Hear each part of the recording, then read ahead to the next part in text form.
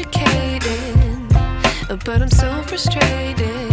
Hello to my loneliness. I guess that ignorance is bliss.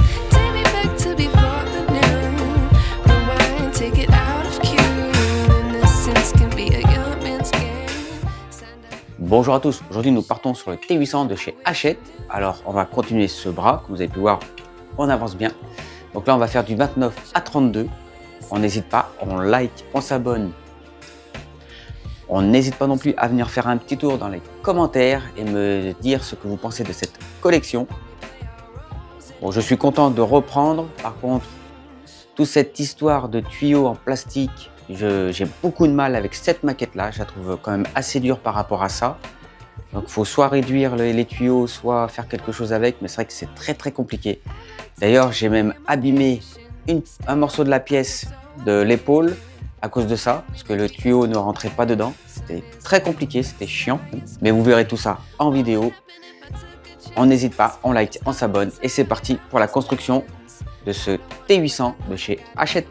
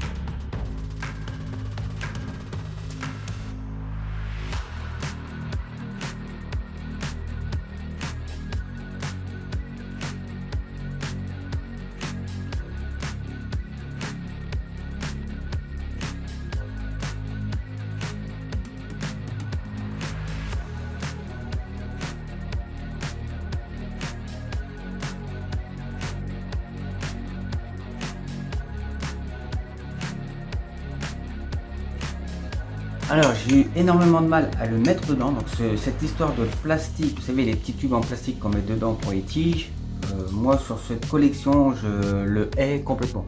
Là j'ai complètement abîmé toute cette pièce, bon ça va, ça devrait s'arranger plutôt facilement, j'ai de quoi l'arranger, mais vraiment cette histoire de plastique, ces tuyaux là, ça a complètement, vous voyez, abîmé la pièce. Je sais ce que je vais faire, je vais la changer directement. Pour la vidéo, je vais continuer comme ça, mais en dehors de la vidéo, je vais la changer. Alors dites-moi vous ce que vous pensez de cette histoire de plastique, mais moi j'en peux plus. C'est un peu du n'importe quoi. J'espère que ce sera vraiment la seule maquette qui va utiliser ce système-là, parce que moi j'aime pas du tout. Et je trouve que ça va pas. Ça va pas. Ça abîme les pièces, c'est trop serré, je sais pas. Peut-être que je m'y prends mal. Mais non, ça va pas. On continue. Et donc faites pas gaffe à ça. De toute façon, la pièce là, je vais la changer.